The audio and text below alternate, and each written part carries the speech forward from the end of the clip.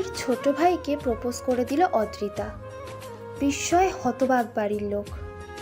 কিছুক্ষণ আগেই ছেলেপক্ষ দেখতে এসেছে অদ্রিতাকে, এরই মাঝে এমন কাণ্ড করে বসবে মেয়েটা কেউ কল্পনাও করেনি। পাত্রপক্ষের চোখ মুখ করুণ দেখাচ্ছে, লজ্জায় টলমল করছে পাত্রের ছোট ভাই। বড় ভাইয়ের জন্য দেখতে আসা মেয়েটা এভাবে প্রপোজ করে দেবে তা ধারণারও বাইরে। অদ্রিতার বাবা একগাল হেসে মেয়েকে রুমে পাঠিয়ে দিলেন। অদ্রিতার ভাবখানা এমন যেন কিছুই হয়নি, বরং ডাইনিং থেকে নাশপাতি কামড় বসিয়ে দিল। মেয়ের এমন কাণ্ডে চটে গেলেন লুবনা। মুজাহিদ শেখ কোনো মতে অতিথি বিদায় করলেন, লজ্জায় ওনার নাক কাটা গেছে। অদ্রি, অদ্রি বের হ রুম থেকে। আজ তোর একদিন আর আমার একদিন। অনেক বেড়ে গেছিস, আজ তোর পিঠে খুন্তি ভাঙবো শয়তান মেয়ে। আহ লুবনা, তুমি থামবা। দেখো, মেয়ের হয়ে একদম সাফাই গাইবে না বলে দিচ্ছি। তোমার আশকারা পেয়ে এত সাহস হয়েছে ওর। বাবা মায়ের কথা শুনে বের হয়ে আসে অদ্রিতা, হাতে আধ খাওয়া নাশপাতি। কি হয়েছে আম্মু, এত চিৎকার করছো কেন? বাসায় কি ডাকাত পড়লো নাকি? বদমাইশ মেয়ে, আজ তোর ঠ্যাং ভাঙবো। লাজ লজ্জা বলে কিচ্ছু নেই, শেষমেশ পাত্রের ছোট ভাইকে প্রপোজ করে ফেললি। লুবনা, তুমি থামবে। আমার মেয়ের কোনো দোষ নেই এতে। তুমি চুপ করো, মেয়ের কোনো দোষ নেই। মান সম্মানের কিছু রেখেছে আজ? অদ্রিতা মুখ চেপে হাসলো, নাশপাতিটা টেবিলে রেখে বলল, বলেছিলাম না তোমায় এইসব পাত্র দেখা বন্ধ করো। তুমি শুনেছো আমার কথা? শোনোনি তো? আমি কেন শুনবো তোমার কথা? হ্যাঁ তাই তো, অদ্রি মামুনি একদম ঠিকই বলছিস। আমি তোকে ফুল সাপোর্ট করছি। আমার পোড়া কপাল, বাপ বেটিতে মিলে আমার হাড় মাস কালি করে দিল। এত ভালো পাত্র এসেছে আর এরা পায়ে ঠেলে দিল। খুন্তি হাতে চেঁচামেচি করতে লাগলেন। প্রায় 5 মিনিট একই বুলি আওড়ালেন।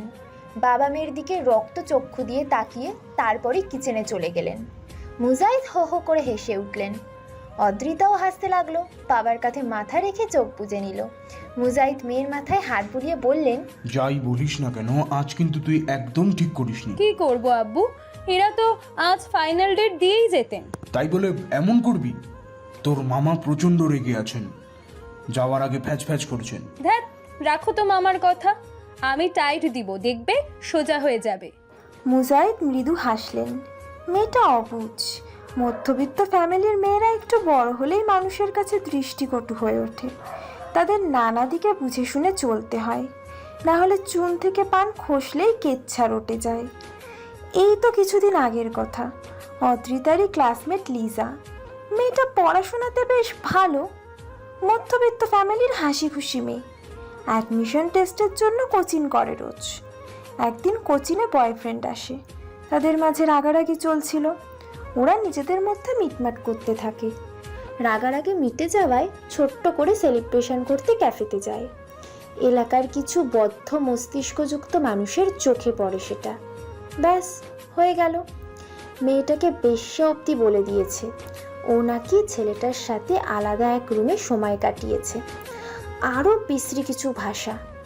তাই মেয়েটার বাবা মা জোর করেই অন্য ছেলের সাথে মেয়েটার বিয়ে দিয়ে দিলেন। না হলো পড়াশোনা, আর না হলো প্রেমিকের সাথে ঘর। আর সেই থেকেই লুবনা ভয় আছেন, যদি তার মেয়েটা কোনো ভুল করে বসে, কি করে সমাজে মুখ দেখাবেন? মধ্যবিত্তদের আর যাই হোক, সমাজের ভয়টা একটু বেশি। দেখো আপা, পুত্রী কিন্তু অনেক বাড়ছে। দুলাভাই কিন্তু অতি আদরে মায়াটারে বাদর বানাইছে। এখনো সময় আছে, মায়া বিদায় করো, না হলে কোনো অঘটন করে ফেলবে। আহ বাবলু, থাম একটু। জানি অদ্রি একটু বাঁদর, ছেলে মানুষই, তবে আজে বাজে কাজ কখনোই করবে না। আপা, সময় গেলে বুঝবা, মেয়ের নামে কোনো কেচ্ছা নাই। এখনই বিদায় করার সঠিক সময়। মুজাহিদ খবরের কাগজ পড়ছিলেন। মেয়ের নামে কথাগুলো হজম করে নিলেও বেশ রাগ হলো। মামার দায়িত্ব পালন না করে পাড়া প্রতিবেশীদের দায়িত্ব কেন পালন করছে? সমালোচনার জন্য পাড়া প্রতিবেশীর কি অভাব আছে? বাবলু, অনেক তো হলো, বোনের কানটা তো পচিয়েই ফেলেছো। নিজের মেয়ের দিকে খেয়াল আছে? দুলাভাই, থামো তো তুমি। বাবলু, তুই আমার সাথে আয়, রাতে খেয়ে যাবি কিন্তু। মুজাহিদ হাসলেন। মানুষ বিচিত্র রঙের প্রাণী। নিজের ঘরের ঠিক নাই, অন্যের ঘরে এসে আগুন লাগায়। বাবলুর মেয়েটা তো অদ্রির থেকেও ছোট। এই ছোট বয়সে মেয়েটার বিয়ে দিয়ে কি লাভটাই বা হলো? সেই তো সংসারে ঝামেলা আর ঝামেলা, মাঝখান থেকে মেয়েটার জীবন নষ্ট। বিকেলের ঘটনা, সেতু স্কুল থেকে এসে বলল, আপা, এ আপা, কি হয়েছে বলো। তুই কি করে প্রপোজটা করলি রে? আমার তো সাহসই হবে না। সাহস থাকতে হয়। ইস, কেন যে আজ স্কুলে গিয়েছিলাম, সিনেমাটা একেবারে মিস হয়ে গেল। বিছানায় বালিশ দুটো রেখে অদ্রি গম্ভীর দৃষ্টিতে তাকালো। সেতুর কান টেনে নিয়ে বলল, তোর না সামনে পরীক্ষা, পড়াশোনা বাদ দিয়ে আমার সাথে মশকরা করছিস? আপা, ব্যথা পাচ্ছি তো। পড়তে বস, না হলে আম্মুকে গিয়ে বলবো আমার জন্য নয়, এখন থেকে তোর জন্য যেন পাত্র দেখে। বিয়ের পাকনা গজিয়েছে। আমি তো এক পায়ে রাজি। সেতু! অদ্রি তার ধমকে নুয়ে গেল মেয়েটা। টেবিল থেকে বই নিয়ে স্টাডি রুমে চলে গেল। ফোঁস করে দম ফেলল অদ্রিতা। কিছুদিনের মাঝেই অ্যাডমিশন নিতে হবে, অথচ মায়ের পাত্র দেখা দেখি শুরু হয়ে গেছে। আচ্ছা, বাবা কি পড়াশোনাতে সাপোর্ট দেবেন? সকাল সকাল বেশ মেজাজে আছেন লুবনা। মায়ের এমন মিষ্টি আচরণে খটকা লাগছে। তীক্ষ্ণ দৃষ্টিতে লুবনার দিকে তাকিয়ে আছে সেতু। তার পরিষ্কার মস্তিষ্ক বলছে আবার 12টা বাজতে চলেছে। কি হয়েছে, খাচ্ছিস না কেন? না মানে, আপা এলে খাবো। আচ্ছা, তাহলে এটা রেখে দি, অদ্রি এলেই না হয় গরম গরম পরোটা ভেজে দিব। মায়ের এমন নরম আচরণে সেতু হা হয়ে গেল। বাবা ফাইল হাতে কাজ করছেন, টেবিল জুড়ে হরেক রঙের ফাইল। ও দীর্ঘশ্বাস ফেলল। জন্মের পর থেকেই বাবাকে ফাইলের গোডাউনে বসে থাকতে দেখেছে, তাই বিষয়টা স্বাভাবিক। মুজাহিদ একটা ব্যাংকে চাকরি করেন আজ 16 বছর। আগে মাধ্যমিক বিদ্যালয়ের শিক্ষক ছিলেন, বেতন কম হওয়াতে ছেড়ে দিয়েছেন। মুজাহিদের সামনে চা এগিয়ে দিলেন লুবনা। লুবনার হাতের চা অত্যন্ত বিষাদময়, কারণ অতিরিক্ত চিনি দেন চায়। মুজাহিদ তবু চাটা নিল। গত 22 বছর ধরে এই শরবত চাই পান করে যাচ্ছেন। কখনো রাগারাগি করেননি, বরং সবসময় প্রশংসাই করেছেন। মুজাহিদ চায়ের কাপে চুমুক দিলেন, আজও বললেন, চাটা খুব ভালোই হয়েছে। লুবনা একটু হাসলেন। মুজাহিদের পাশে বসে মিষ্টি কণ্ঠে বললেন, বাবলু যে সম্বন্ধটা এনেছিল, ওই যে পাত্রের ছোট ভাই শুভ, তো ওরা ওদের ছোট ছেলের জন্যই অদ্রিকে পছন্দ করেছে। আমি না তোমাকে না বলেই হ্যাঁ বলে দিয়েছি। মুজাহিদ ভ্রু কুঁচকালেন, একটু সময় নিয়ে ভাবলেন কিছু বলবে, তার আগেই অদ্রিতার কণ্ঠ ভেসে এলো, মানা করে দাও, আমি এই সব বিয়েতে রাজি নই। টিউশনি পড়িয়ে সদ্য বাইরে থেকে আসা ঘামে ভেজা অদ্রির শরীর কাঁপছে। এক কথা বোঝাতে বোঝাতে ক্লান্ত ও। অদ্রি, ঘরে যা, আমি তোর বাবার সাথে কথা বলছি। তুমি তো আমার বিষয় নিয়েই বলছো মা, আর কতবার বলবো আমি এখন বিয়ে করতে চাই না। আব্বু! চুপ! তোর আব্বু আমায় কি বোঝাবে? ছেলে কুয়েত থাকে, তুই নির্লজ্জের মতো কাজ করেছিস, তারপরও তারা তোকে বউ হিসেবে চায়। তোর জন্য বড় ছেলেকে বাদ দিয়ে ছোট ছেলেকে বিয়ে করাতে চায়, আর তুই নাকচ করছিস। শোনো আম্মু, আমি এই বিয়ে করব না। ছেলে কে কি করে এই সবে আমার কোনো আগ্রহ নেই। ওনারা বেহায়া না হলে আবার আসতেন না। অদ্রি! মুজাহিদ আহ বলে চেঁচিয়ে উঠলেন। মা মেয়ের মাঝে যেতে চাইছিলেন না উনি, তবুও যেতে হচ্ছে। অদ্রিমা, আব্বু, তুমি অন্তত বিয়ের কথা বলো না। অদ্রির কথায় অসহায় ভাব, চোখে পানি চিকচিক করছে। মুজাহিদ দীর্ঘ নিঃশ্বাস লুকিয়ে বললেন, তুই যা বলবি তাই হবে। লুবনা রেগে গেলেন। হাতে থাকা গ্লাসটা ডুম করে টেবিলে রাখলেন, চোখে পানি নিয়ে চেঁচাতে লাগলেন, আমার আর কি? আমি এই সংসারের কে? কোনো মূল্য আছে আমার কথার? যা ইচ্ছে তাই করো, কিচ্ছুটি বলবো না। বাপ মেয়েতে আমার মাথাটা চিবিয়ে খেলো, আমিও দেখবো কতদিন বিয়ে না করিস তুই। অদ্রিতা সেদিকে কান দিল না, বাবার দিকে মায়াময় দৃষ্টিতে তাকালো। মুজাহিদ চোখ ফিরিয়ে নিলেন। তার এই মেয়েটা বড্ড আবেগে ঠাসা। অদ্রিতার মুখের সাথে নিজের মায়ের মিল পান উনি, আর তাই তো মেয়েটার কথার পৃষ্ঠে কথা বলতে পারেন না। আব্বু! মামুনি, আমি পড়াশোনা করতে চাই। সপ্তাহখানেক আগেই তো রেজাল্ট এসেছে। হ্যাঁ, গোল্ডেন প্লাসটা মিস হয়ে গেছে, তবে প্লাস তো এসেছে। তবে কথা দিচ্ছি, এবার আরও মনোযোগ দিয়ে পড়ব। প্লিজ আব্বু। মুজাহিদ চিন্তায় পড়লেন। এই এলাকার কিছুদিন আগে যা ঘটেছে তাতে অদ্রিতা ভার্সিটিতে গেলে সবাই জ্বলে উঠবে, কলঙ্কের তকমা লাগিয়ে দেবে। তাছাড়া কলেজটা এলাকাতেই ছিল, ভার্সিটি তো বেশ কিছু কিলোমিটার দূরে, তাও ভালো নয় তেমন। আব্বু, মা আমিও চাই তুই পড়াশোনা কর, কিন্তু সব কিছু মিলিয়ে মুজাহিদ কথা শেষ করতে পারলেন না। অদ্রিতা ডুকরে কেঁদে উঠল, চাপা কান্নায় আত্মনাদ করছে সে। বাবার দিকে না তাকিয়ে রুমে চলে গেল। মুজাহিদের বুকে যেন তীর বেঁধে গেল। মেয়ের কান্না কিছুতেই সহ্য করতে পারছেন না, কিছু করতে হবে। এভাবে মেয়েটা পড়াশোনাটাও বন্ধ হওয়া উচিত নয়। বিয়ের বয়স হয়েছে মাত্র, পার তো হয়ে যায়নি, তবে এখান থেকে ভার্সিটিতে কিভাবে পড়বে? ভীষণ মন খারাপ অদ্রিতার।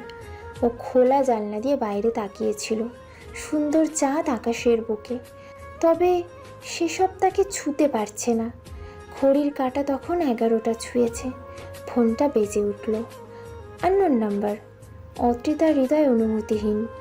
একবার দুবার করে একাধিকবার কল এলো, শেষমেশ কল রিসিভ করলো অদ্রি। তবে দু প্রান্তের কেউই কথা বলছে না। অদ্রি বড় বিরক্ত হয়ে বলল, হ্যালো, কে বলছেন? কথা না বললে কল কেন করেছেন? আজব লোক। অদ্রি কলটা রাখতেই যাচ্ছিল, ঠিক সেই সময় ওপাশ থেকে পুরুষ কণ্ঠটি বলল, অদ্রি বলছেন? আমি শুভ। শুভর দম ওঠানামা করছে। ফোনের এপাশে থাকা অদ্রি চুপ। ছেলেটা বড় অধৈর্য হয়ে বলল, অদ্রি শুনছেন? মেজাজ চটে যাচ্ছে অদ্রির। এই লোক ফোন নাম্বার পেল কোত্থেকে? অদ্রি আপনি শুনছেন? কেন কল করেছেন? শুভ যেন এই কথারই অপেক্ষা করছিল। ও বিলম্ব না করেই বলল, আপনার প্রপোজ আমি অ্যাকসেপ্ট করে নিয়েছি। অদ্রির মনে হলো শুভর মাথাটা ফাটিয়ে দেবে, আবার মনে হলো নিজের মাথাটা আগে ফাটানো উচিত। অদ্রি আপনাকে আমার পছন্দ হয়েছে, আমি বাসায় বলেছি, সবাই মেনে নিয়েছে। আপনার কি মাথা খারাপ শুভ? সরি। আপনি এটা বুঝেননি, আমি বিয়েটা করতে চাই না, সেজন্য ওই কাজটা করেছি। শুভ হাসল। অদ্রি যেন বোকাই বনে গেল। এই ঝামেলাটা না জানি কতকাল পোহাতে হয়। অদ্রি আপনার সমস্ত কথাই বুঝতে পেরেছি, তবে অনুভূতিরও কোনো সময় হয় না। আপনি ওভাবে বলার পর আমার আকাশ থেমে গিয়েছিল। বড় ভাইয়ের জন্য বউ দেখতে এসে এমন পরিস্থিতিতে পড়ব, তারই সাথে সেই মেয়েকে পছন্দ করে ফেলবো, সবটা আমার জন্য কঠিন ছিল, বাট আমি সামলে নিয়েছি। আপনার হাত ধরে আজীবন থাকতে চাই আমি। শুভর এতগুলো কথা শুনে অদ্রির মনে হলো মরে যাওয়াই বুঝি ভালো। সে আবার বলল, বিয়েটা ভাঙার জন্যই অমনটা বলেছে। তবে শুভ সে কথার ধার ধারছে না। সে বরং বিষয়টা বিনয়স্বরূপ গ্রহণের চেষ্টা করছে। একই সাথে অদ্রির হাত চাইছে আজীবনের জন্য। অদ্রির সমস্ত রাত না ঘুমিয়েই পার হলো। ও বড় বিষণ্ণ অনুভব করছে। শেষ রাতে একটু চোখ লেগেছিল, তবে কুকুরের আওয়াজে সেই ঘুমটাও ভেঙে গেল। দেখা গেল পুরো বাড়ির লোক উঠে পড়েছে। অদ্রি তাড়াতাড়ি করে বাইরে এলো, এসে দেখলো বাবা চেঁচামেচি করছেন। সামান্য মুরগিটাও সহ্য হয় না, মুরগি পালনও যাবে না, চোর বাটপারগুলো সব নিয়ে যাচ্ছে। কথায় কথায় জানা গেল অদ্রিদের দুটো মুরগি নিয়ে পালিয়েছে কেউ, সেজন্যই কুকুরটা চেঁচামেচি করছিল। তবে দরজা খুলে বের হতে চোর পালিয়েছে। এদিকে অদ্রির মা লুবনা কান্নাকাটি শুরু করে দিয়েছেন। ওনার এই স্বভাবটা বড় চোখে লাগে, কিছু হলেই দু চোখ মেলে পানি ঝরতে থাকেন। মৃদুমন্ত হাওয়ায় চুলগুলো উড়ে যাচ্ছিল। সে সময় সেতু এসে পাশে বসলো। অদ্রি স্বভাবের কারণে গোসলের পর রোদে এসে বসেছে, নতুবা তার শরীর কাঁপতে থাকে। সেতু মিটমিটে হাসছে। বোনের আচরণ স্বাভাবিক না দেখে অদ্রি শুধালো, কি সমস্যা? সমস্যা তো তোর। আমার? সেতু, তুই হাসছিস কেন?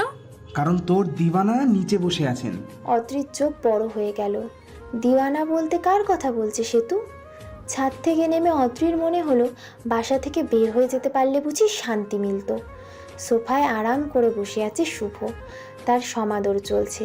লুবনা যেন শুভাকে মেয়ের জামাই করে ধরেই নিয়ে এসছেন।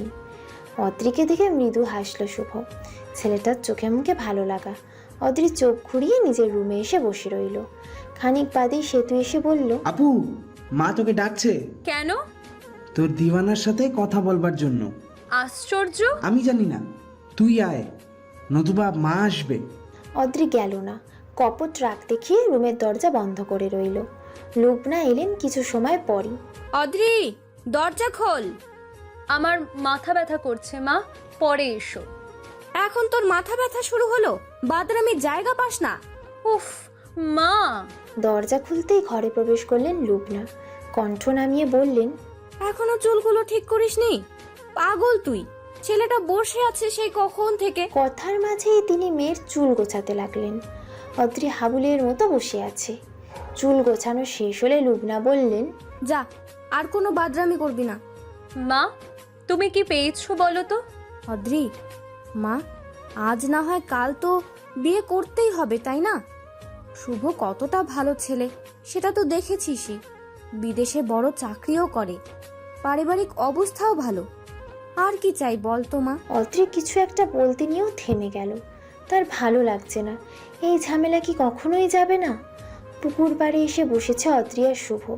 শুভ দেখতে সুন্দর, চেহারাটায় মায়া রয়েছে, তবে অদ্রির হৃদয়ে কোনো অনুভূতি নেই।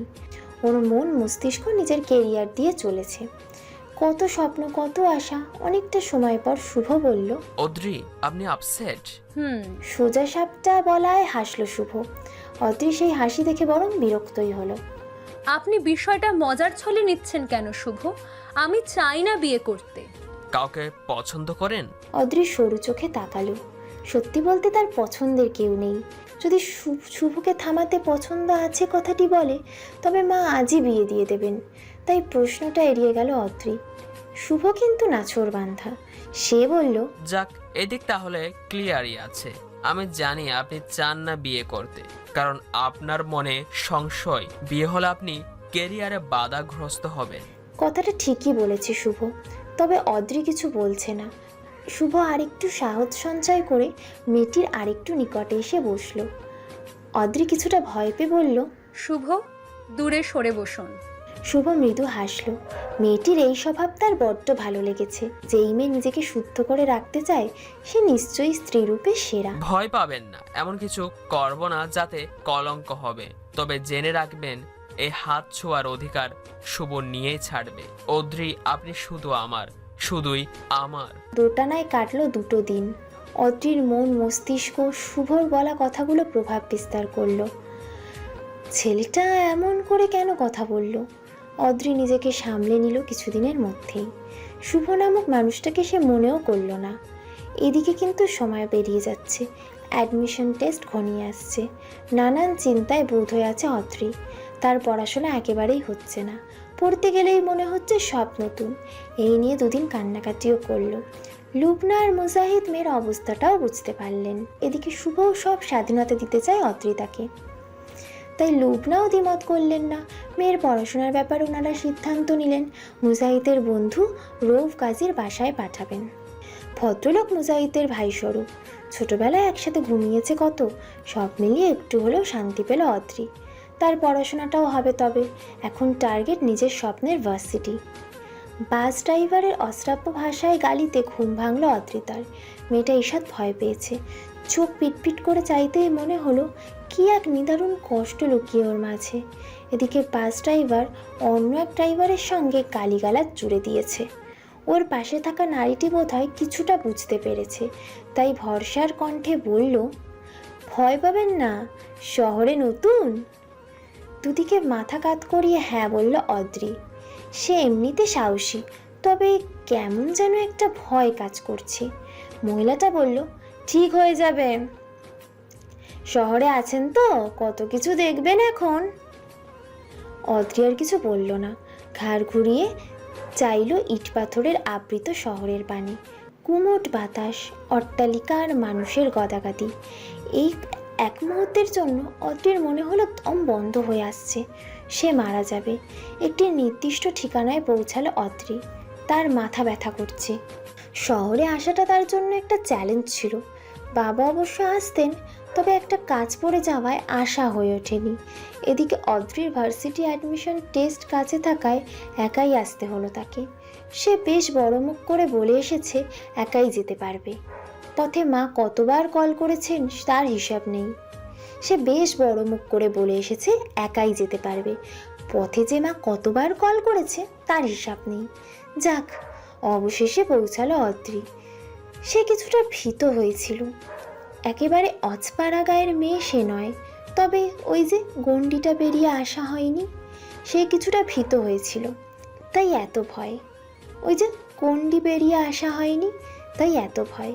একটা লম্বা শ্বাস নিয়ে বাড়িটার দিকে এগোলো অদ্রি। ভীষণ সুন্দর বাসাটা, অদ্রির ভালো লাগলো। সে ধীর পায়ে এগিয়ে যেতেই দারোয়ান বলল, কি চাই? মামা, এটা রাউফ আঙ্কেলের বাসা? জি। আমি ওনার কাছে এসেছি, আমার বাবা ওনার বন্ধু। দারোয়ান একবার ভালো করে অদ্রিকে দেখলেন, তারপর কল করলেন কাউকে একটা। অদ্রি ততক্ষণ ওভাবেই দাঁড়িয়ে রইল। কথা শেষ করে তবেই বাড়ির ভেতরে যাওয়ার অনুমতি পেল অদ্রি। পুরো ব্যাপারটা অদ্রির কাছে শ্বাসরুদ্ধকর ছিল। অদ্রি কিছুটা মন খারাপ করেই বাড়ির ভেতর প্রবেশ করলো। আশেপাশে মানুষ নেই, একদম নীরব পরিবেশ, সেই জন্যই কিনা ওর ভয় বেশি। এর মধ্যেই হুট করেই ফোনটা বেজে উঠল। চট করে রিসিভ করলো অদ্রি। অদ্রি, আমি শুভ বলছি। আপনি পৌঁছে গেছেন? জি, পৌঁছে গেছি।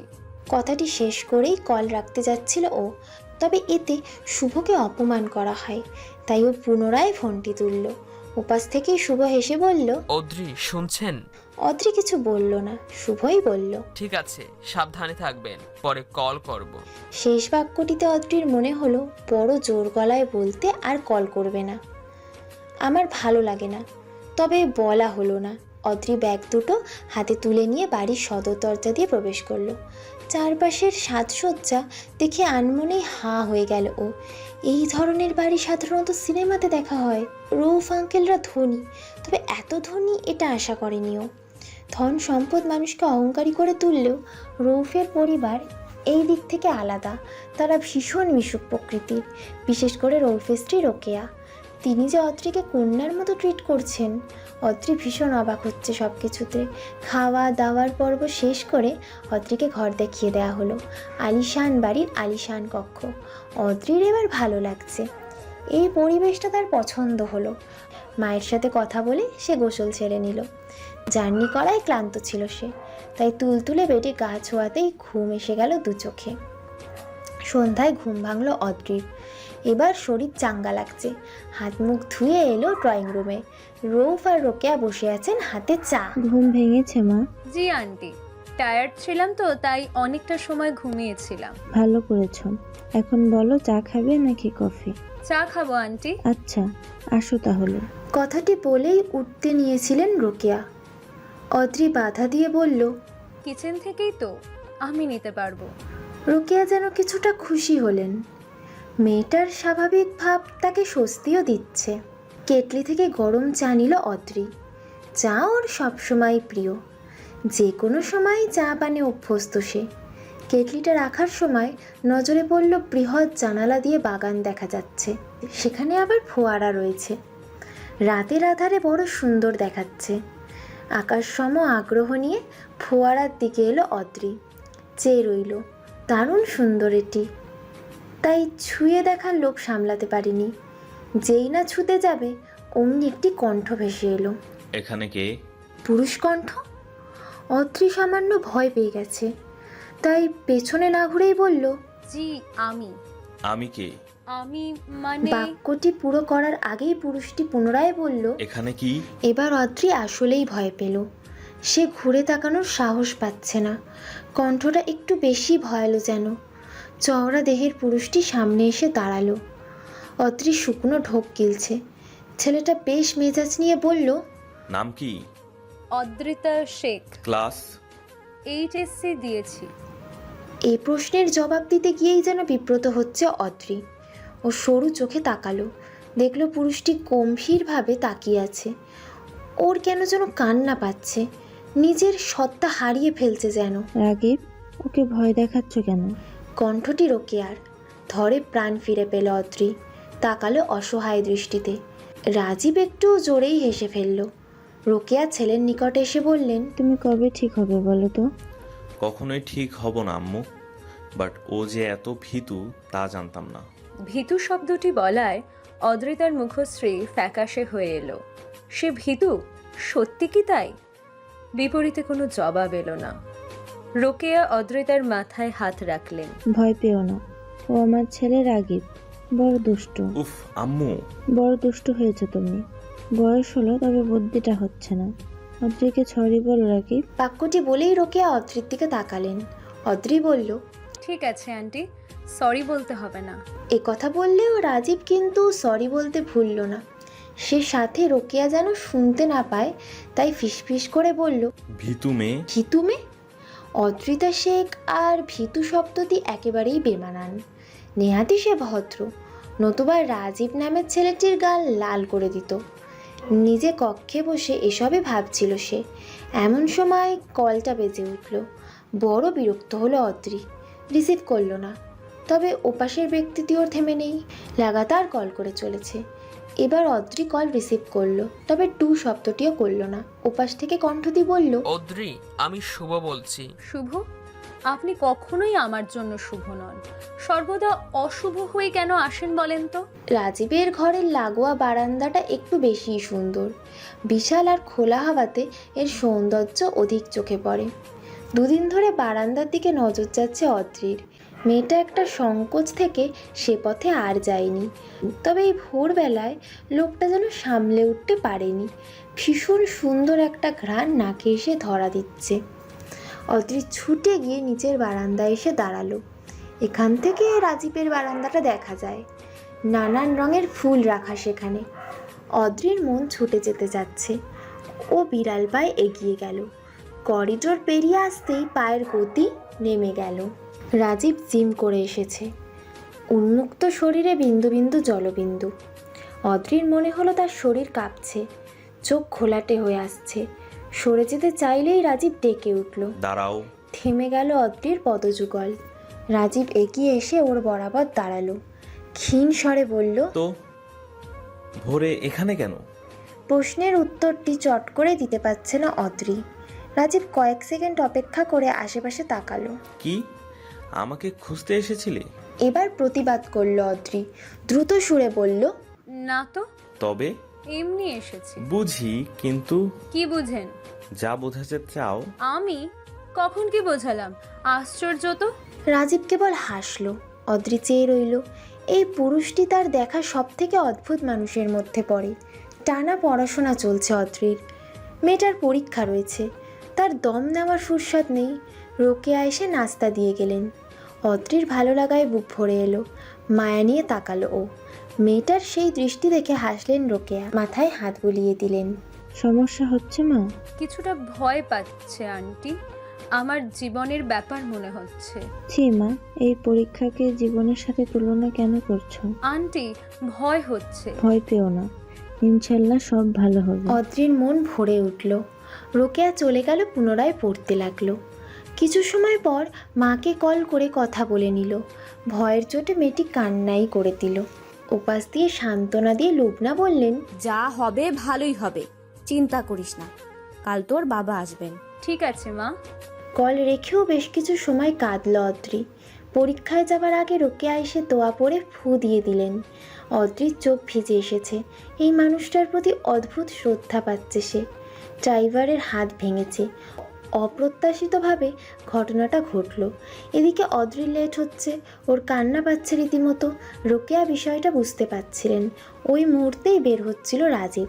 রাকিব, শুনে যাও। গান শুনতে শুনতে বের হচ্ছিল রাজীব। মায়ের ইশারা পেয়ে কাছে এলো। জি আম্মু। কোথাও বের হচ্ছ? অদ্রির পরীক্ষা আছে, নিয়ে যাও। রাজীব যেন চোখ মুখ কুঁচকে ফেললো। রোকেয়া বললেন, ড্রাইভারের হাত ভেঙেছে। উফ, এই সময় এমনটা হতে হলো। যাও, ওর লেট হচ্ছে। কথাটি বলেই অদ্রির দিকে চাইলেন রোকেয়া। মাথায় হাত বুলিয়ে বললেন, যাও মা, রাকিব তোমায় পৌঁছে দিবে। তখন থেকে শুভ নামক মানুষটি কল করে চলেছে। অদ্রি বিরক্ত হচ্ছে, বারবার কল কেটে দিচ্ছে। তবে ওপাশের ব্যক্তিটিও থেমে নেই, সে লাগাতার কল করে চলেছে।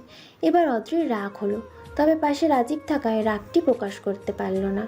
ও কল রিসিভ করে ফিসফিস করে কথা বলল, এত বারবার কেন কল করছেন শুভ? আপনার পরীক্ষা আছে না? আমি বিরক্ত হই শুভ, আপনি কেন বুঝেন না? আপনাকে আমার পছন্দ নয়। প্রথমবারের মতো শুভকে এভাবে প্রত্যাখ্যান করলো অদ্রি। শুভ কিন্তু কষ্ট পেল না, বিনিময়ে হেসে বলল, তাতে কি? আশ্চর্য মানুষ আপনি। অদ্রি, আপনাকে আমার অনেক বেশি মনে পড়ে। অদ্রি থেমে রইল, কি বলবে বুঝতে পারছে না। শুভ উপাস থেকে বলল, ভালো করে পরীক্ষা দিবেন আর মনে রাখবেন আপনি আমার। কলটি কেটে যেতেই রাজীব বলল, বয়ফ্রেন্ড? অদ্রির শক্তপোক্ত জবাব। না। রাজীব হাসলো, সেই হাসিতে কেমন অপমান বোধ করলো অদ্রি, দাঁত কামড়ে বসে রইল। কিছু সময় যেতেই রাজীব বলল, তুমি বড় চালাক মেয়ে। হঠাৎ এটা কেন বললেন? একসাথে দুইটা ছেলেকে ঘোরাচ্ছ। অদ্রির মাথায় যেন আকাশ ভেঙে পড়ল। রাজীব হেসে চলেছে। ভয় পেও না, মজা করে বলেছি। এটা কোনো মজার মধ্যে পড়ে না। আপনি এমনটা কেন বললেন? দুঃখে অদ্রির কান্না পেল। রাজীব গাড়ি থামিয়ে বলল, এমনি বলেছি। আপনি এমনি বলেননি, অন্য কিছু মেন করেছেন। আমাকে খারাপভাবে প্রেজেন্ট করলেন, অথচ বিষয়টা এমন নয়। এই যে ফোনের ওপাশে থাকা ব্যক্তিটি যে ছিলেন তার নাম শুভ, যে কিনা আমার কেউ না। কেউ না মানে কেউ না। তাকে আমি পছন্দ করি না, একদমই না। কথাগুলো বলতে বলতে কান্নায় ভেঙে পড়ল অদ্রি। রাজীব বুঝল সে হয়তো কিছু ভুল করেছে, তবে দুঃখ প্রকাশের ফুরসতও মেলেনি। তার আগেই গাড়ি থেকে নেমে গেছে অদ্রি, চোখের জল মুছে এগিয়ে চলেছে কেবল। পরীক্ষা ভালো হয়েছে। অদ্রির মন কিছুটা ভালো। সে ফুরফুরে মেজাজে বের হতেই দেখলো রাজীব দাঁড়িয়ে আছে। কেন যেন একটা অভিমান এসে চেপে ধরল ওকে। ও অন্যদিকে চলতে যাচ্ছিল। অমন সময় মেয়েটার হাত স্পষ্ট করলো পুরুষটি। কোথায় যাও? আপনাকে কেন বলবো? রাগ দেখাচ্ছ? দেখাচ্ছি। বাপরে, তোমার এত তেজ। তেজ কথাটি বলতেই অদ্রি ঘুরে তাকালো। রাজীব মিটিমিটি হাসছে। ছাড়েন, আপনি অনেক খারাপ। জানি তো। এইভাবে হাত ধরে আছেন কেন? ধরলে সমস্যা? অবশ্যই সমস্যা। শুভ এসে আপনাকে ইচ্ছে মতন মারবে। রাজীবের যেন হাসি পেল। সে অবশ্য হাসিটা লুকিয়ে রাখার প্রয়াস করলো না। অদ্রি অন্যদিক ফিরতেই রাজীব শুধালো, শুভ সাহেবের এত জোর? অদ্রি চুপ। রাজীব আর বিষয়টি ঘাটালো না। আলতো হাতে মেয়েটির চুল টেনে বলল, সরি, আসো এবার। অদ্রি চুপ করে চলতে লাগলো। পথে বেশ অনেকবারই কথা বলার চেষ্টা করলো রাজীব, তবে অদ্রি চুপ। আশ্চর্য আর অদ্ভুত লাগলেও কোনো এক অদৃশ্য টানি পুরুষটির প্রতি গাঢ় অভিমান দেখতে পাচ্ছে সে। অথচ বিষয়টি স্বাভাবিক দৃষ্টিতে একদমই স্বাভাবিক নয়। পরের দিন সকাল থেকে মন ভালো নেই অদ্রির। বাবা আসবেন নিতে, অথচ ওর মন যেতেই চাইছে না। এই না যেতে চাওয়ার জন্য দায়ী রাজীব। ছেলেটার প্রতি অন্যরকম টান অনুভব হচ্ছে, কিন্তু এটাকে কি বলা যায় সেটা বুঝে আসছে না। এই নিয়েও ভীষণভাবে দ্বিধায় ভুগছে ও, কান্না পাচ্ছে। তবে সে উপায় নেই। সকাল থেকেই রোকেয়া ভীষণ যত্ন করে চলেছেন। একটু পরপরই দেখতে আসছেন। রোকেয়া না থাকলে সত্যিই কেঁদে ফেলতো ও। সব থেকে খারাপ লাগছে, রাজীব নামের পুরুষটি চোখের দেখাও দিচ্ছে না। লোকটার অন্তরে একটুও কি মায়া নেই? আরও একটু অভিমান জমল। অদ্রি দ্রুত সব কিছু গুছিয়ে নিল। তখন বাজে 11টা। মুজাহিদ এসে পড়েছেন। অদ্রিও তৈরি, কিন্তু রাজীব নেই। এবার সত্যি কান্নায় চোখ ভিজে গেল ওর। ব্যাগপত্র নিয়ে বলল, আব্বু তুমি এসো, আমি সামনে আগাই। কথাটি শেষ করেই এগিয়ে গেল অদ্রি। কান্নায় তার চোখ ভেজা, লাল হয়ে আছে মুখটা। বের হতেই চোখে পড়ল রাজীবকে। ছেলেটা একটু দূরে দাঁড়িয়ে, তার পাশে আরেকটি বলিষ্ঠ পুরুষ। দুজনে কথা বলছে। অদ্রির ইচ্ছে হলো ছুটতে যেতে, তবে কোনো এক অদৃশ্য বল তার পথ যুগল টেনে ধরে রাখলো। মুজাহিদ এলেন। শুরু হলো বিদায় পর্ব। অদ্রি গাড়িতে উঠে বসে। রাজীব তখনও কাছে আসেনি। অদ্রির অভিমান আরও গভীর হলো, তবে পুরুষটিকে দেখার লোভ সামলাতে পারল না। তবে যখন চাইলো তখন রাজীবকে দেখা গেল না। তার পরিবর্তে দেখা মিলল রাজীবের বন্ধু রাজবীর। চোখ মেলাতেই অদ্ভুতভাবে শিহরিত হলো অদ্রির সমস্ত শরীর। সে ঘুমিয়ে পড়েছিল। মাত্র কিছু সময় ট্রেনের হুইসেল বেজে গিয়েছে। হঠাৎ ট্রেন চলছে। অদ্রির দু চোখে ঘুম, ক্লান্ত শরীর। কতদিন পর আবার শহরে যাচ্ছে। সেই যে বাবার সাথে এলো, তারপর আর যাওয়াই হয়নি। সময় চলে গিয়েছে মাসখানেক। বাইরে রাত্রি নেমে এসেছে, সেই সাথে বাড়ছে ঠান্ডা হাওয়া। ঈষৎ শীত অনুভব হলো অদ্রির। মনে হচ্ছে একটা শক্তপোক্ত ব্যথা গলা দিয়ে নেমে যাচ্ছে। বেশ কিছুদিন ধরেই এমনটা হচ্ছিল, তবে সে পাত্তা দেয়নি। বোধহয় জ্বর এবার এসেই গেল। অদ্রি সিট থেকে নেমে সুটকেস থেকে মোটা একটি চাদর নামিয়ে নিল। তার পুরো শরীরে জাপটে দিয়ে চোখ পুছল, তবু তার শীত কমল না। বেশ কিছু সময় যেতে মনে হলো পুরো ট্রেন ভীষণ নীরব, একটা পাখির আওয়াজও নেই। তবে ঘুমের চোখে চাওয়ার মতন শক্তিটুকুও পেল না। পুনরায় ওর ঘুম ভাঙল মাঝরাতের দিকে। আশেপাশে তাকিয়ে বুঝলো যাত্রীরা সবাই ঘুমিয়ে পড়েছে। তবে ওর ঠিক বরাবর একজন ব্যক্তি ভীষণ মনোযোগে বই পড়ছে। এক পাশটা দেখে অদ্রির মনে হল লোকটার পরিচিত, তাই কেমন কৌতূহল জাগলো। তবে উঠে এসে জিজ্ঞাসা করার মতো পরিস্থিতি নেই। পাশে যদি ঝামেলা হয় সেই ভয় বারবার উকিয়ে দিয়ে সবটুকু চেষ্টা দিয়ে আড়ালে আবদালে মানুষটার মুখশ্রী দর্শন করার প্রয়াস করলো, তবে পারল না। লোকটার আপাত মস্তক বইয়ের আড়াল, জ্বর হওয়া শরীর নিয়ে অদ্রি আর চেয়ে থাকতে পারছে না। কোনো মতে ব্যাগ থেকে ওষুধ বের করে খেয়ে নিল। তার কখন যে ঘুমিয়ে পড়ল অদ্রি নিজেও জানে না। ওর ঘুমটি ভাঙল ভোরের দিকে এক পুরুষ কণ্ঠে। অদ্রি চাইল, দেখতে পেল মুখশ্রী। বাক্যটি শেষ হতেই ধর্মরিয়ে উঠল অদ্রি। ছেলেটা তখন নিজের ব্যাগপত্র গুছিয়ে নিচ্ছে। অদ্রি একটু জড়ো কণ্ঠে বলল, আপনাকে আগে কোথাও দেখেছি। অদ্রির প্রশ্নটা বড় অদ্ভুত। ছেলেটা হেসে বলল, আমাকে দেখেছেন কি না সেটা তো আপনিই বলতে পারবেন, আমি কেমন করে বলবো বলেন। বুদ্ধিমতী অদ্রি কেমন লজ্জা পেল। আজকাল তার মাথাটা গেছে। এই ব্যাপারটা ঘটছে শুভ নামক মানুষটা জীবনে আসার পর। তারপর বৃদ্ধি ঘটল রাজীবের সাথে দর্শনের পর। এর থেকে ওর সমস্তটা কেমন গুলিয়ে যাচ্ছে। মনের ভেতর একাধিক সংশয় তৈরি হয়। ও একটা শ্বাস নিয়ে বলল, না, আসলে আমি খেয়াল করতে পারছি না। জবাবের বিপরীতে পুরুষটির তরফ থেকে কোনো জবাব মিলল না। অদ্রি তার ব্যাগপত্র গুছিয়ে নিয়ে যেই না পথ চলবে অমনি ব্যক্তিটি ডেকে উঠল, অদ্রিতা, আপনার পানির বোতল। ব্যক্তিটির মুখে নিজের নাম শুনে যার পরনায় বিস্মিত হলো অদ্রি। তারপর হয়তো কিয়ৎ সেকেন্ড অতিবাহিত হয়েছে। অদ্রি চুপ, ওর মস্তিষ্ক বিভ্রান্ত। কি হলো? একটু আগে কি বললেন? কি বললাম? আমার নাম ধরে ডাকলেন। আপনি অদ্রিতা বলে ডেকেছেন? ছেলেটা যেন পালাতে চাইল। ওর হাতে পানির বোতল ধরিয়ে দিয়ে চট করেই নেমে গেল। অদ্রি পুরোপুরি দ্বিধায় পড়ল। ছেলেটাকে চেনা মনে হতে লাগলো। ওর মস্তিষ্ক তখনই বিষয়টা ভাবতে যাবে তখনই ফোনটা বেজে উঠল। শুভ নামক প্যারা আবার কল করেছে। হ্যালো অদ্রি, আপনি কি পৌঁছে গেছেন? শুভ, আপনি কেন বারবার কল করেন আমায়? কারণটা আপনার জানা। জানা নয়, আপনি বুঝতে পারছেন না বিষয়টা কত খারাপ হচ্ছে। আর আপনি কেন দেশে পড়ে আছেন, কেন ফ্লাইট মিস দিচ্ছেন বারবার? শুভ কথা বলল না। অদ্রির খারাপ লাগছে। সে কখনো চায় না তার জন্য কেউ কষ্ট পাক। ও নিজের দুঃখটুকু লুকিয়ে বলল, শুভ, আপনাকে আমার কসম দিলাম আর কখনো কল করবেন না আমায়, কখনো না। বাক্যটি শেষ করেই কল কেটে দিল অদ্রি। শুভ ঠায় দাঁড়িয়ে রইল, ফোনের দিকে চেয়ে রইল কিয়ৎকাল। তারপর হুট করেই দু চোখের কার্নিশ বেয়ে নোনা জল নেমে গেল। অস্পষ্ট সুরে আওড়ালো, অদ্রি, এত চেয়েও কেন আপনাকে ভুলতে পারছি না আমি? এ কেমন নেশা হলো আমার। শুভ প্রশ্ন করলো তো ঠিকই, তবে উত্তর দেওয়ার মতো কেউ কি আছে? নেই। শুভর প্রশ্ন, অনুমতি কিংবা দুঃখ সবটাই ওর একান্ত। এই একান্ত দুঃখের বিপরীতে কোনো উত্তর থাকে না। বাড়ির ভিতর প্রবেশের জন্য অদ্রি এক পা এগিয়েছে মাত্র, অমনি একটি কণ্ঠ ভেসে এলো। তুমি আসার সময় হলো তবে? কণ্ঠটি একদম হৃদয়ে এসে লাগলো অদ্রির। ও পা নামিয়ে ফেলল। কয়েক সেকেন্ডের মধ্যেই সম্মুখে উপস্থিত হলো রাজীব। তার চোখে মুখে হাসির মেলা। অদ্রি হাঁ হয়ে তাকিয়ে।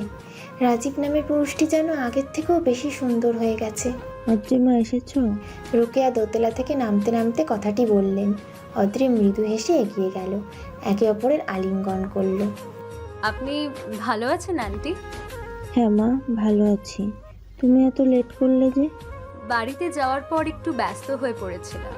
আচ্ছা ঠিক আছে, চোখে মুখে পানি দিয়ে এসো। এতটা জার্নি করলে? অদ্রি মাথা দুলিয়ে সম্মতি জানালো। রাজীব তখনও চেয়ে আছে। অদ্রিও চাইল তার দিকে। অমনি দুজনের চোখাচোখি হলো। রাজীব অদ্ভুতভাবে হাসলো। অদ্রিও লজ্জায় মাথাটা নুয়ে ফেললো। তখন গভীর রাত। অদ্রি ঘুমিয়েছিল। হুট করেই একটা স্বপ্নে তার ঘুম ভেঙে গেল। দু চোখ বিভ্রান্ত, আতঙ্কগ্রস্ত। ভালোবাসাটা কি আমার একার, রাগীব?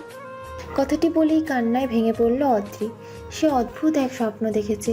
সে স্বপ্নের কোনো আগামাথা নেই। কেমন যেন সমস্ত রাত অদ্রির দু চোখে ঘুম নেই।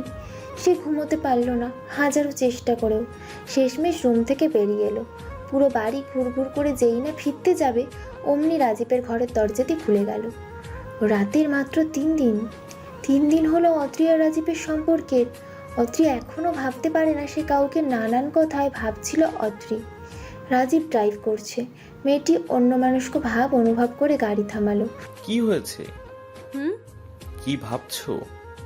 ভাবছি কেমন করে 3টে দিন পেরিয়ে গেল।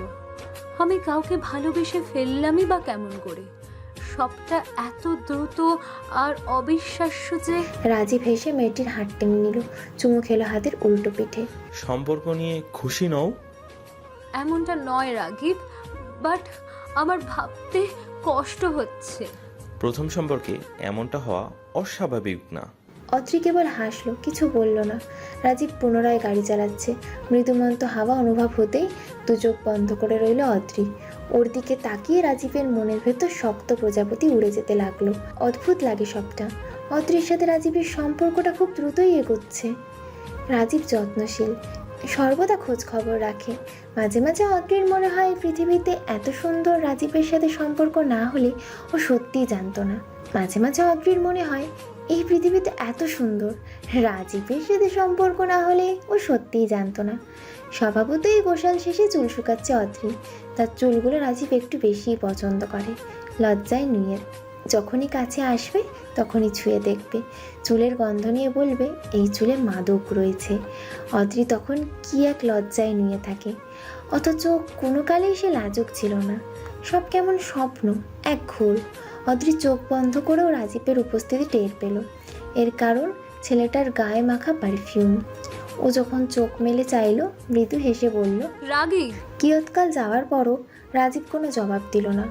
অদ্রি হেসে পেছন ঘুরে তাকালো। না, কেউ নেই। অদ্রি একটু অবাক হলো। ছেলেটা কি তার সাথে মজা নিচ্ছে? হতেও পারে। অদ্রি বুক ভরা শ্বাস নিল। ঘ্রাণটা এখনও আছে। চুল শুকিয়ে তবেই নিচে নামলো সে। এসে দেখলো রাজীব বসে আছে, কিছুটা চিন্তিত দেখাচ্ছে। অদ্রি কাছে এসে বলল কি হয়েছে? কিছু না, বসো। অদ্রি বসতেই মেয়েটিকে নিজের বাহুডরে আগলে নিল রাজীব। অদ্রি কিছুটা নিচু স্বরে বলল আন্টি আছেন তো? তো তো মানে লজ্জা পাবো না? কি হুম, আপনার কি হলো? রাজীব জবাব দিল না। অদ্রি চেয়ে রইল চাতক পাখির মতো। একসময় অধৈর্য হয়ে শুধালো রাগীব, কথা বলছেন না কেন? রাজীব চাইল, তার চোখে মুখে চিন্তা দৃশ্যমান। অদ্রি দুহাতে পুরুষটির গাল ছুঁয়ে দিল। কি? তেমন কিছু না। বলবেন না? সত্যিই কিছু না, তুমি টেনশন করো না। পড়াশোনা কেমন হয়? ঠিকঠাক। আচ্ছা। একটু আগে যখন ডাকলাম তখন সাড়া কেন দিলেন না? কখন? ওই তো ছাদে। ওদের কথা ওখানেই থেমে গেল। রোকেয়া দোতলা থেকে নামছেন। দুজন দূরত্ব সৃজন করে বসলো। অথচ তাদের সম্পর্কটায় খুব বেশি লুকোচুরি নেই। তাদের এই দূরত্ব নেহাতই ভদ্রতার খাতিরে। চা খাবে তোমরা? অদ্রি মাঝপথে বলল আমি আনছি আন্টি। রাজীব ওর হাত টেনে ধরল। অদ্রি অসহায় নয়নে তাকিয়ে। রোকেয়া তাদের দুজনের দৃষ্টি যেন পড়তে পারলেন, তাই মৃদু এসে বললেন আমি আনছি, তোমরা বসো। রোকেয়া চলে যেতেই অদ্রি কিছুটা অসন্তোষ সুরে বলল এটা কি হলো? রাজীবের ভাবলেশীন জবাব। কি আবার? আপনি আন্টির সামনে অমন কেন করলেন? কারণ এমনি। উফ, আপনি একটা অদ্ভুত লোক। অদ্রির বলার ভঙ্গিমায় হেসে ফেলল রাজীব। অদ্রি চেয়ে রইল। সেকেন্ড টু সেকেন্ড করে অনেকটা সময় পার হলো। রোকেয়ার চা হাতে নিয়ে ফিরতেই রাজীব একটা জরুরি কাজে বাইরে চলে গেল। চা খাওয়া আর হলো না। এতে মন খারাপ নেমে এলো অদ্রির চোখে মুখে। রোকেয়া মেয়েটির মাথায় হাত রাখলেন। কিছু সময় হাত বুলিয়ে নিয়ে বললেন ফিরে আসবে না, টেনশন করো না, খুব দ্রুত দুজনের বিয়ের ব্যবস্থা করব। পরের দিন ভার্সিটি থেকে আসার সময় এক মহিলার সঙ্গে ধাক্কা লাগলো। অদ্রি বেশ ব্যথা পেল। ব্যথার চোটে হাঁটতেও তার কষ্ট হচ্ছে। পথের যাত্রীরা তাকে টেনে উঠিয়ে রিক্সা করে বাড়ি পাঠালো। এই খবরটি রাজীব পেতেই ছুটে এলো অফিস থেকে। তার বিভ্রান্ত লাগছে তাকে।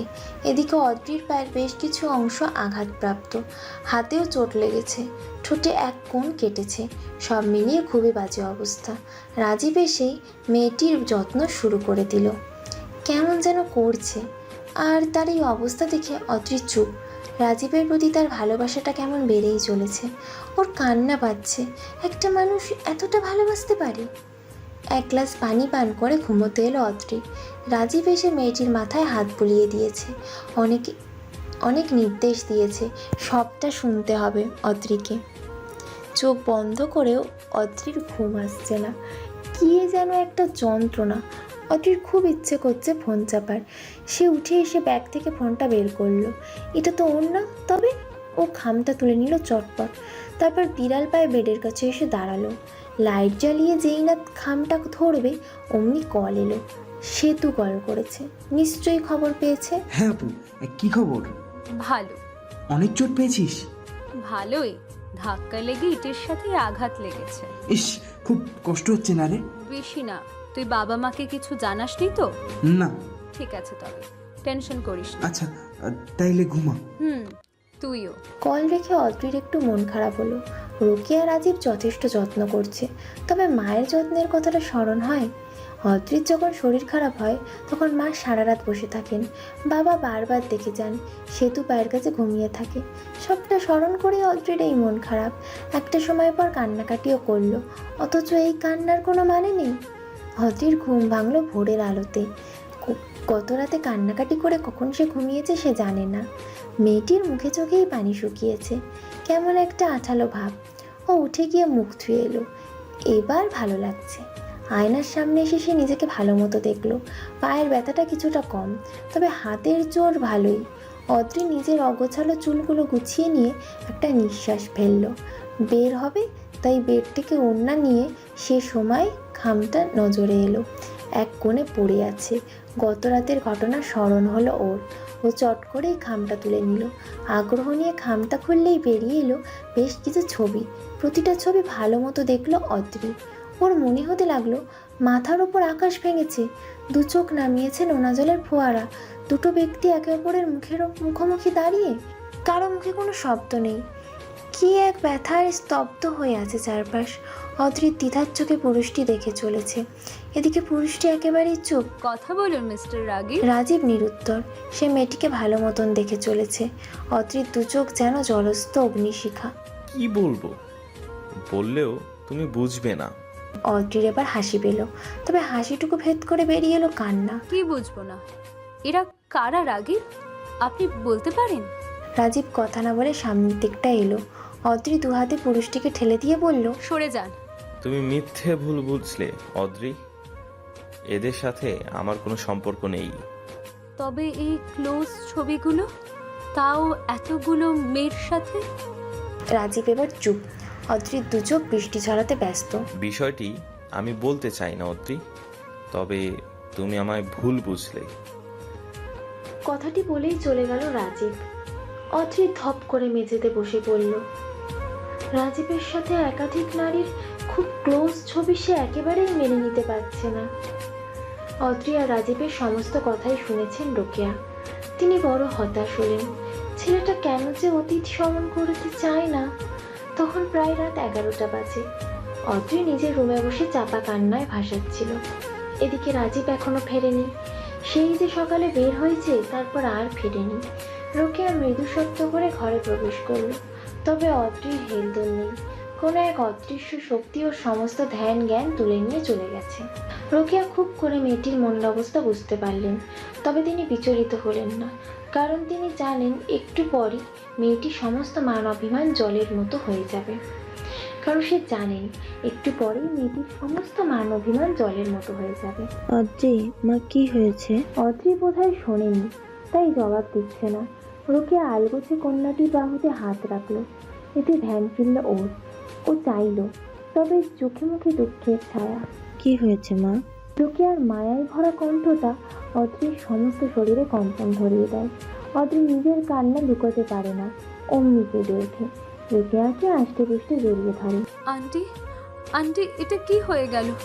আমি আপনার ছেলেকে খুব ভালোবাসি, কিন্তু ও বাসে না, ও ভালোবাসে না আন্টি। টানা কয়েকবার বাক্যটি বলতে লাগলো অদ্রিতা। রোকেয়ার মৌন।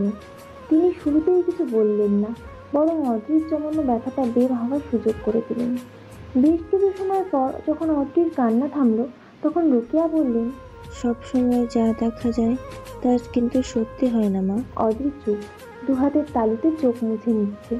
রোকেয়া দীর্ঘ একটা শ্বাস নিয়ে বললেন, জানো আমার রাগীব সব সময় সেরা ছাত্র ছিল, তবে ওর বেশি ঝোঁক ছিল মডেলিংয়ের প্রতি। এটা অনেক আগের কথা।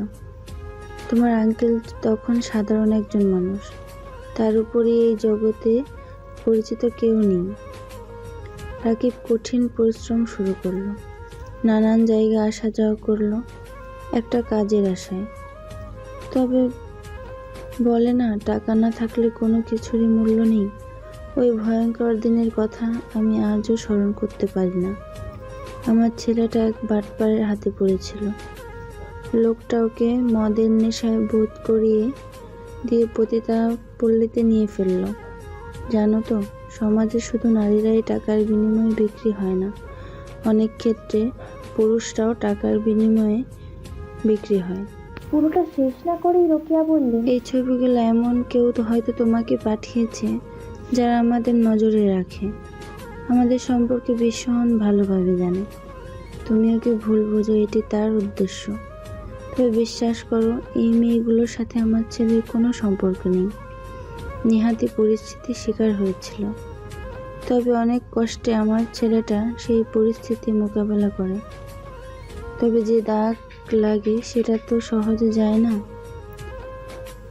লোকজন তখন রাগীবের চরিত্র নিয়ে প্রশ্ন তুলত, অথচ সে নিজ ইচ্ছায় এমন জায়গায় পৌঁছায়নি। আর না ওর দ্বারা কোনো খারাপ কাজ নিকৃষ্ট লোকগুলো করাতে পেরেছিল, শুধু এই ক্লোজ ছবিগুলো ছাড়া। সবটা শুনে থা হয়ে যায় অদ্রি, ওর হাত পা কাঁপছে। রোকেয়া একবার মেয়েটিকে নিয়ে চলে যান, রোকেয়া একবার মেয়েটিকে দেখে নিয়ে চলে যান। রাজীব এখনও ফেরেনি, অথচ রাত পেরিয়ে ভোর হতে চলেছে। অদ্রির চোখে ঘুম নেই, সে বারবার গেটের দিকে তাকাচ্ছে। অধৈর্য সে পাগলের মতন ছুটোছুটি করছে। ওর ভালো লাগছে না। রাজীবের ফোনও বন্ধ বলছে। তবে ছেলেটার কী হলো? অদ্রির কান্না পাচ্ছে। কেন সে ভুল বুঝেছিল? কেন সবটা না জেনে বুঝে অভিযোগ তুলল? ভীষণ রাগে অদ্রির দু চোখ বর্ষণ শুরু হয়েছে। তপ্ত সে জলে মেখে যাচ্ছে সমস্ত মুখশ্রী। ধীরে ধীরে পৃথিবীর বুকে সূর্যের আলো আধিপত্য বিস্তার করছে। অদ্রি মেঝেতেই বসে আছে, চোখ দুটো শুকিয়ে আছে নোনা জলের রেখাতে। হলুদ রঙা আলোতে মুখের সৌন্দর্য যেন বেড়েছে কয়েক গুণ। অনেকটা সময় পর গাড়ির হর্ন শোনা গেল। অদ্রির বুকের ভেতর লাফিয়ে উঠল। ও ছুটে বেরিয়ে পড়েছে। কোথায় তার চুলের অবস্থা, কোথায় তার মুখের সাজসজ্জা, কোনো কিছুই ওকে দমাতে পারল না। ও ছুটে গিয়ে গেটের কাছে। রাজীব যেন একটু বেশি অবাক হলো ওকে ছুটে আসতে দেখে। তবে তার চেয়েও বেশি অবাক হলো যখন দেখলো অদ্রি একদম ছুটে এসে তাকে জড়িয়ে ধরেছে শক্ত হাতে। আমি sorry, I am sorry Ragib, ক্ষমা করে দাও। আমি বুঝতে পারিনি, বুঝিনি, আমি খুব সরি। আমি টানা বাক্যগুলো বলতে লাগলো অদ্রিতা। কাঁদতে কাঁদতে কন্যাটির হিচকি উঠে আসছে। রাজীব একটা নিঃশ্বাস ফেলে বলল, ইটস ওকে অদ্রি, আসলে আমার অতীতটা খুব বেশি সুন্দর নয়। জানো তো, কলঙ্ক শুধু মেয়েদেরই নয়, ছেলেদেরও হয়।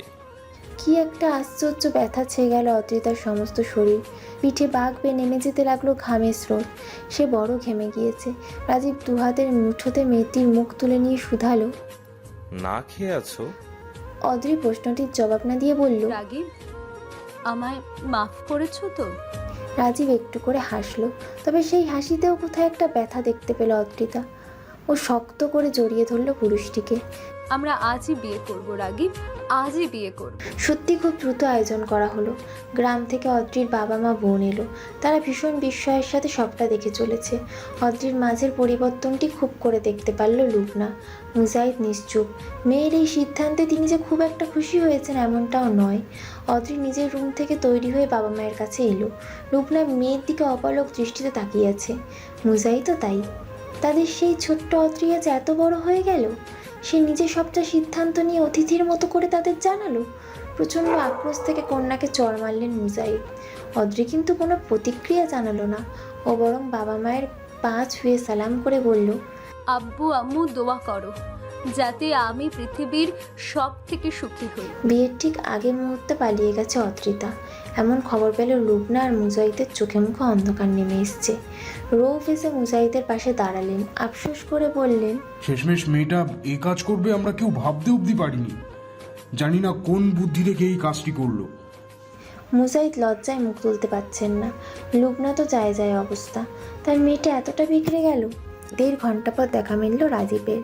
শুকনো তার মুখশ্রী, ছেলেকে দেখে ছুটে এলেন লোকেয়া।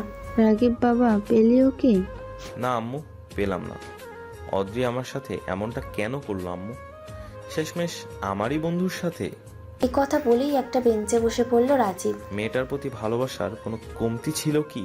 ট্রেন চলছে, অদ্রির পরনে লাল বেনারসি, মুখে প্রসাধনীর ছোঁয়া, কি সুন্দর লাগছে তাকে, অথচ ভেতরটা গুপ্ত ব্যথায় মরছে। অদ্রির পাশে বসে থাকা ছেলেটা এক বোতল পানি এগিয়ে দিল, মুখে বলল, অদ্রিতা পানি খান। অদ্রি কিন্তু পানির বোতলটা ছুঁয়েও দেখলো না। ও পরিস্থিতিটা বুঝতে পারছে রাজীব, তাই জোর না করে সাহস জোগাতে বলল, অদ্রিতা শুনেন আমার কথাটা, আপনার লড়াই সবে শুরু। আপনাকে অনেক লড়তে হবে অদ্রিতা, অনেক লড়তে হবে। অদ্রিতা আচমকাই হাউমাউ করে কেঁদে ফেলল। ওকে দেখে রাজীবের বড় মন খারাপ হলো। ও বেশি সময় মেয়েটির দিকে তাকিয়ে থাকতে পারল না। মুখের ভেতর কোথায় একটা কষ্ট অনুভব হলো। অতিরিক্ত কান্নার ফলে অদ্রির শরীর ভীষণ দুর্বল হয়ে গেছে। ট্রেনের জানলা দিয়ে তরতর করে বাতাস আসছে। রাতের আধারে সেই সমীরণ শরীরকে হিম করে দিচ্ছে। মেয়েটি তার আরও বেশি কুকুরে যাচ্ছে। রাজীব প্রথম নিজেকে সংযত রাখলেও এবার কেন যেন পারল না। সাথে কোনো কিছু নেই, তাই উঠে পাশের বগি থেকে একজনের থেকে চাদর চেয়ে নিয়ে এলো।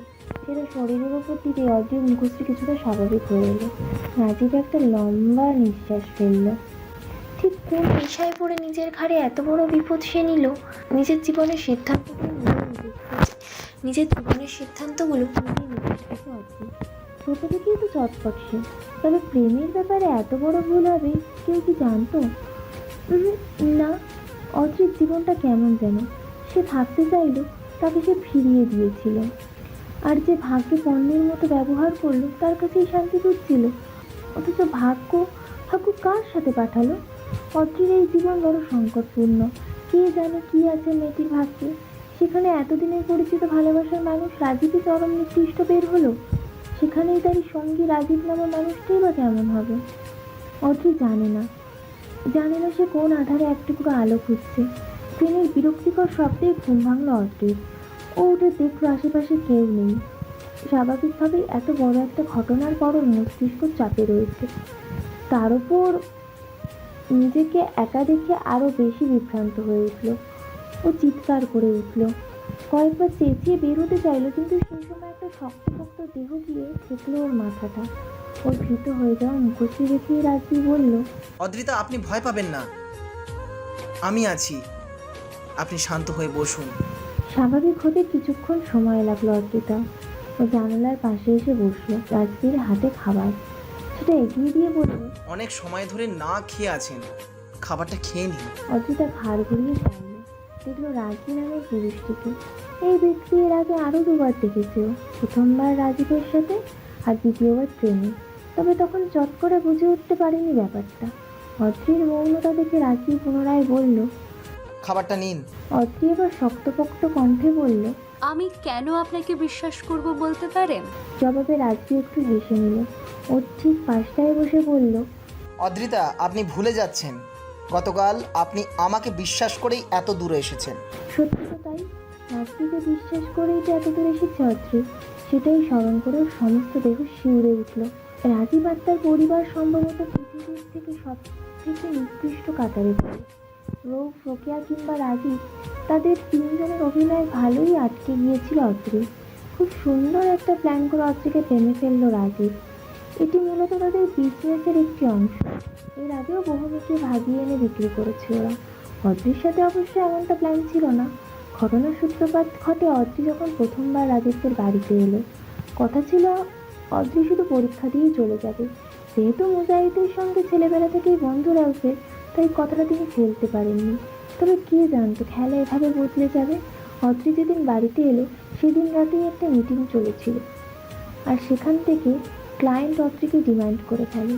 রাজীব তখন বিষয়টি পাত্তা দেয়নি, তবে ক্লায়েন্ট যখন কোটি কোটি টাকা অফার করলো তখন রাজীবের মাথায় বিষয়টা চড়াও হয়ে উঠলো। তার উপর ক্লায়েন্টের কথা ছিল মেয়েটিকে শরীরে কোনো রকম আঘাত করা যাবে না, একটি সুস্থ সুন্দর দেহের অদ্রিতাকে তারা চায়। তবে অদ্রি যেহেতু ওদের পরিচিত, তাই আর 5টা প্রজেক্টের মতো কাজ করা রাজীবের জন্য কঠিন ছিল। কোনোভাবে অপহরণও করা যাচ্ছিল না, কারণ এতে করে ওর পরিবারের ভোগান্তি বাড়বে, কেস হলে ওর ঝামেলা হতে পারে। তাই এমন কিছু করতে হবে যাতে সবটা ঠিক থাকে। তবে কি করা যায়, এই চিন্তা থেকে রিস্ক না নিয়ে মেয়েটিকে প্রেমের ফাঁদে ফেলে। তবে নানাভাবে অদ্রির কাছে ধরা পড়তে থাকেও। বিষয়টা কঠিন হচ্ছিল ক্রমশ। যেদিন যখন ছবিগুলো হাতে পাওয়া গেল তখন রাজীবের মাথায় আকাশ ভেঙে ফেলে। ও বুঝতে পারছিল না কেউ কী করে এই কাজটি করতে পারে, তবে সেটা কে হতে পারে এই বিষয়টি বুঝতে পারছিল না। রোকেয়া যেভাবে অদ্রিকে বুঝিয়ে দিয়েছিল, তারপর রাজীব বেশ অনেকটাই চিন্তামুক্ত হয়েছিল। তবে অদ্রির বিয়ের ব্যাপারে তাড়াহুড়ো করল। তখন রাজীব চাইলেও নিষেধ করতে পারত না, এতে অদ্রি হাতছাড়া হতে পারত। তাই নানান কৌশলে বিয়ের মিথ্যে প্ল্যানটা সাজালো। রাজীবকে বলা হয়েছিল অদ্রিকে বলতে গেটের বাইরে রাজীব অপেক্ষা করছে, কোনো এক সারপ্রাইজ দেবে। সেই অনুযায়ী সবটা হলো। তবে শেষে একটু টুইস্ট হলো। রাজীব দেখতে চেয়েছিল অদ্রি রাজবীরের সাথে পালিয়ে গেছে, সেটা সাকসেসফুল তো হলোই। তবে টুইস্ট এলো তখনই যখন সত্যি অদ্রিকে নিয়ে পালালো রাজবীর। সব বুঝতে পেরে চিৎকার করে উঠল রাজীব, জিনিসপত্র ভাঙতে লাগলো। এতদিন কাটিনাড়া মানুষটা ছিল রাজবীর, তারই সামনে দিয়ে তারই করা প্ল্যানে তাকেই মার দিয়ে চলে গেল পোষা ছেলেটা, যাকে চোখ বন্ধ করে বিশ্বাস করতো রাজীব। পরিশিষ্ট আজ 2 বছর হতে চলল। অদ্রি এক কেজি স্কুলে পড়াচ্ছে। ছোট ছোট বাচ্চাদের পড়াতে ভালোই লাগে। অদ্রির আজ ক্লাস কম ছিল, তাই আগে ছুটি হয়েছে। ও বের হয়ে দেখলো স্কুলের বাইরে অপেক্ষা করছে রাজবীর। ছেলেটার প্রতি অসম্ভব কৃতজ্ঞ ও। এই মানুষটা ছিল বলেই রাজীব আর তার পরিবার নিকৃষ্টতা থেকে বেঁচে গিয়েছিল। শুধু তাই নয়, এই যে বেঁচে আছে, বলা চলে বেশ ভালোভাবেই বেঁচে আছে। এই সবটাই রাজবীরের জন্য। ছেলেটা নিজের নিজের জানের মায়া ত্যাগ করে রাজীবের মতো হায়নার চোখ এড়িয়ে অদ্রিকে আগলে নিয়ে এসেছিল। তবে সবথেকে দুঃখের বিষয়টি হলো আজও বাবা মায়ের সাথে যোগাযোগ করতে পারল না অদ্রি। এর কারণ রাজীব। যদি কোনোভাবে জানে বাবা মায়ের সাথে অদ্রির যোগাযোগ আছে, তবে তাদেরকে মেরে ফেলতে দুবারও ভাববে না নিকৃষ্ট লোকটা। তাছাড়া বাবা মা এই বিষয়গুলো জানতে পারলে কষ্ট পাবেন। সেই সাথে নানান সমস্যাও রয়েছে। রাজবীর অনেকটা সময় ধরে দাঁড়িয়ে আছে। অদ্রির ভাবলেশন চাইয়ে দেখে মুখের সামনে হাত দিয়ে শব্দ করলো। এতে করে ধ্যান ভাঙলো ওর। কোথায় হারিয়ে গিয়েছো? না, এমনি। আচ্ছা ঠিক আছে, চলো। কোথায় বলা যাবে না, চলো আগে। কথাটি বলেই অদ্রির হাত আগলে নিল রাজবীর। এতে অদ্ভুত একটা শিহরণ বয়ে গেল অদ্রিতার সমস্ত দেখে। ও অবালক নয়নে ছেলেটাকে দেখতে লাগলো। খুব বেশি সময় নিয়ে দেখলে বোঝা যায় রাজবীর অসম্ভব সুন্দর একজন পুরুষ। গভীর দুটো চোখ, কালচে হওয়া ঠোঁট, পুরো মুখশ্রীতে মায়া রয়েছে। হুট করেই চোখ বাঁধতে শুরু করছে রাজবীর। অদ্রি এবার ধৈর্য হারিয়ে বলল, কি মশাই, পাচার করে দেওয়ার ধান্দা নাকি? একদম তাই। এখন তুমি চুপ করো তো। কিন্তু আমরা কোথায় চলেছি? উফ অদ্রিতা, এত কেন কথা বলো? আশ্চর্য তো আপনি। রাজবীর এবার জবাব দিল না। অদ্রিকে ধরে সাবধানে পথ চলতে লাগলো। আজ অদ্রির জন্মদিন, সেটির জন্যই ছোট্ট একটা আয়োজন করেছে ছেলেটা। রাজবীর চুপ করতে বললেও অদ্রি তো অদ্রি, মেয়েটা কথা না বলে 1 সেকেন্ডও থাকতে পারে না। ও এবার বলল, একটা কথা বলেন তো, আপনি কেন এতটা আমার জন্য করলেন? কেন নিজের জীবন রিস্কে রেখে আমাকে আগলে রেখেছেন? যদি রাগীব খোঁজ পায় তবে নিশ্চিত মেরে ফেলবে। রাজবীর জবাব দিল না। এই প্রশ্নটি সে নিজেও নিজেকে সহস্রবার করেছে, তবে কোনো উত্তর আসেনি। কি এক নেশা অদ্রিকে আগলে রেখেছে সে। অদ্রিও জবাব না পেয়ে থেমে গেল। রাজবী বলল, কি হলো? জবাব কেন দিচ্ছেন না? রাজবী আবার চুপ। অদ্রি নিজের চোখের বাঁধন খুলে ফেলল। রাজবী দেখল মেয়েটার চোখ ফুলে গেছে, চোখ দিয়ে বৃষ্টির মতন নোনা জল ঝরছে। কেন এতটা করলেন আমার জন্য? রাজবী মাথাটা নত করে চোখ বুঝল।